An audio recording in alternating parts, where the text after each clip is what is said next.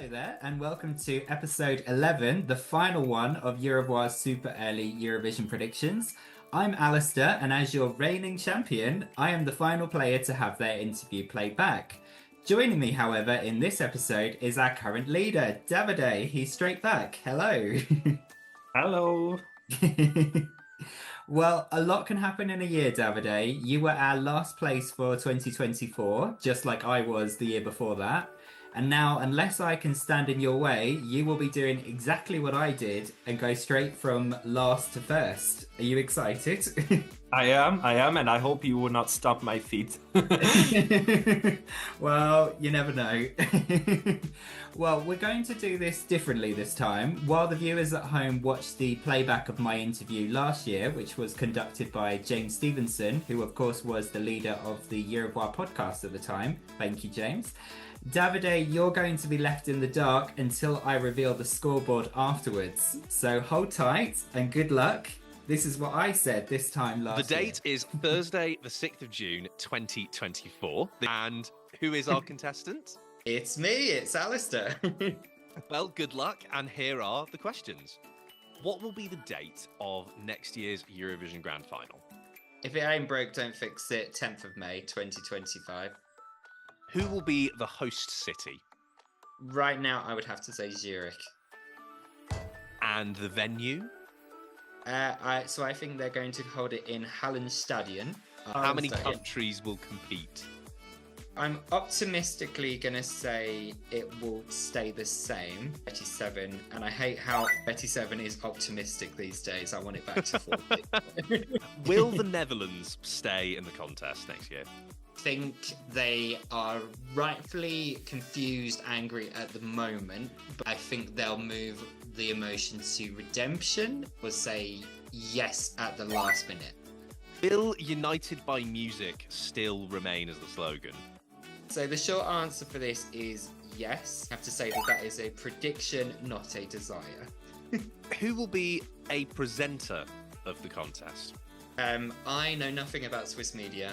I even started going down a rabbit hole, had a question, had an answer, and they were dead. I'm also going with Sven Epinay. I have on good authority can speak French and German, so that's helpful. Will there be any changes to the Eurovision voting system? So I have absolutely no idea what the changes will be, but I think there will be something. Okay. Maybe the jury coming back for the semi-final. Which country will stay in the grand final? I've noticed that a lot of countries are onto a good thing just after they come sixth. It's bold, but I'm saying Ireland will stay in the final. And then which country will leave the grand final that made it this year? Serbia. Which country will come back to the grand final? I have a feeling Czechia will come back. And which country will stay out of the grand final? If you told me that 5 years ago I'd be saying this for 3 years on the trot, I wouldn't believe you. Azerbaijan. Name a Eurovision artist you think could return. I think we are so long overdue one of the 2020 casualties, Ben and Tan. Can you name me any of the national spokespersons that will give out jury points? His absence this year was mind-boggling and almost mysterious. I'm going to say Måns Zelmerlöw will read out the points for Sweden. That's a very reasonable shout.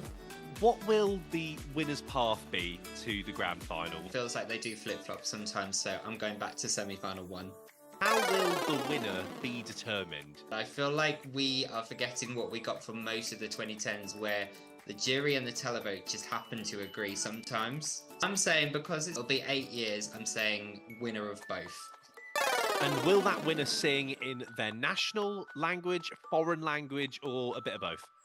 A bit of both, a mixture. What slot number will the winner perform in the final?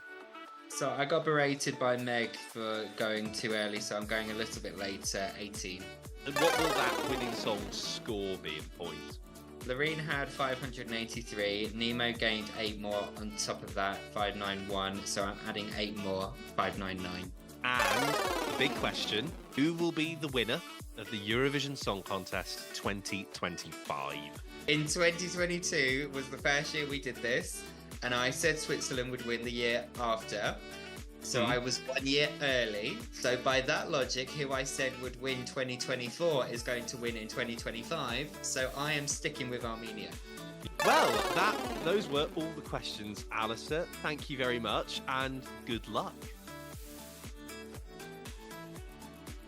So, Davide, to give you a taster, I did predict that Azerbaijan wouldn't qualify for the third time in a row, but I did also say that Måns Zelmerlöw would be Sweden's spokesperson, so that's not great.